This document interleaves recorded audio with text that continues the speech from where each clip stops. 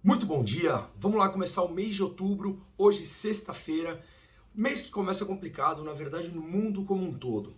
Crise energética, seja no Brasil com a crise hídrica, com falta de chuva, na Europa por conta dos preços do gás, que é a principal matriz por lá energética, e na China com o preço do carvão, onde também por lá é a principal matriz de produção de energia. Então, essa alta ou a falta desse insumo ou a alta dos preços para gerar energia no mundo todo pode sim fazer com que encadeia o preço dos principais produtos ou serviços se encareçam, justamente por conta do insumo produzido lá atrás, no começo da cadeia produtiva, que é a energia, possa fazer com que essa inflação seja mais duradoura do que a gente espera ou eu esperava, mas enfim, ainda é muito prematuro para dizer, mas de qualquer maneira estamos enfrentando isso, entramos no mês de outubro ainda com esse problema no mundo e obviamente o que a gente vê é um momento de expectativa ou um momento de receio e até por isso, hoje agora pela manhã,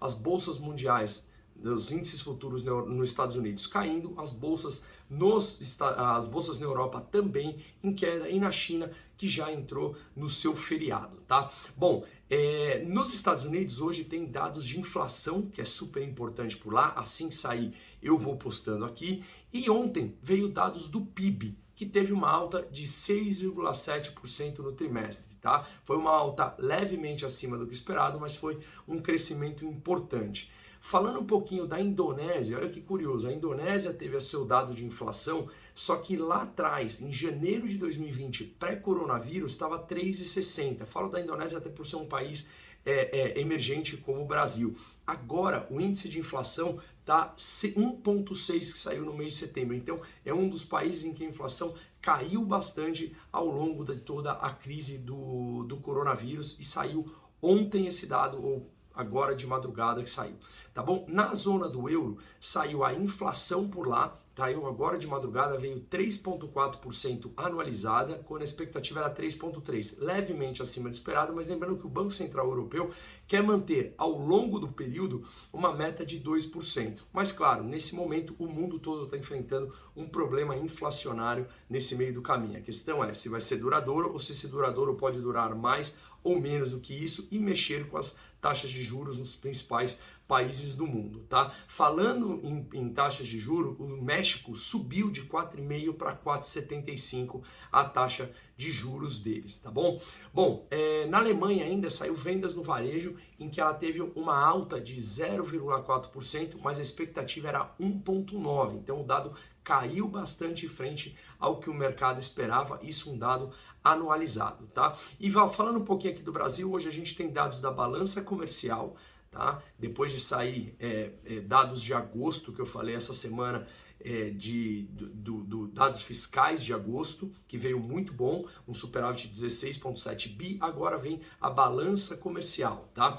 E ontem saiu o relatório de inflação, nada mais nada diferente de esperado, o Banco Central falou, olha, se a inflação continuar mais alta, a gente pode continuar subindo juros mais do que esperava, se ela começar a arrefecer, a gente pode parar com a alta dos juros até um patamar ali de 9 e pouco, enfim, sempre aquele discurso mais, na minha opinião, em cima do muro, falando se a inflação continua, pode subir, se não, a gente mantém baixo. Então, sem novidades em cima disso.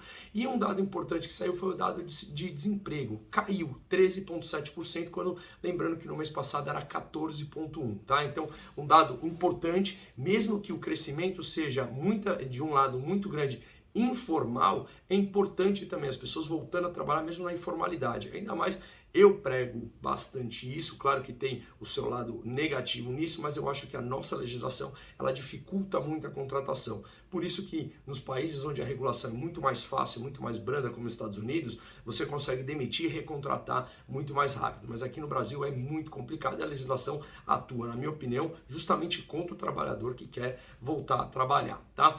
Mas enfim, vamos lá. Um outro problema que vem deixando o mercado ressabiado aqui no Brasil é que agora os políticos voltaram a falar que querem estender, prorrogar o auxílio emergencial. E aí a questão é, isso vai ser via PEC dentro do teto, junto com a PEC do precatório, isso vai ser via medida provisória ou crédito extraordinário para levantar mais dinheiro e pagar fora do teto de gastos. Então, e lembrando que a prorrogação desse auxílio seria em paralelo ao Auxílio Brasil, não é um ou outro. O ponto aqui não é se isso é certo ou errado, o ponto é da onde tirar esse gasto.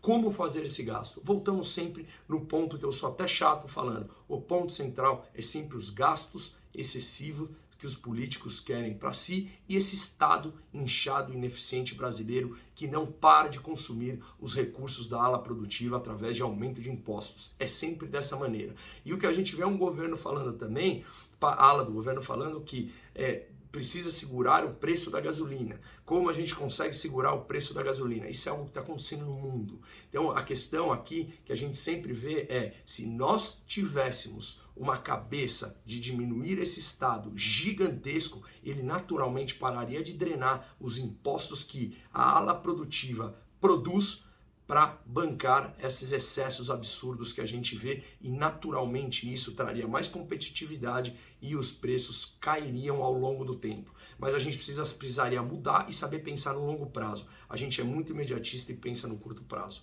Enfim, vamos lá, uma ótima sexta-feira a todos, que devemos ter um mercado de novo, começando o mês de outubro em queda, mas não no Brasil, falando no mundo como um todo. Uma ótima sexta-feira e um forte abraço.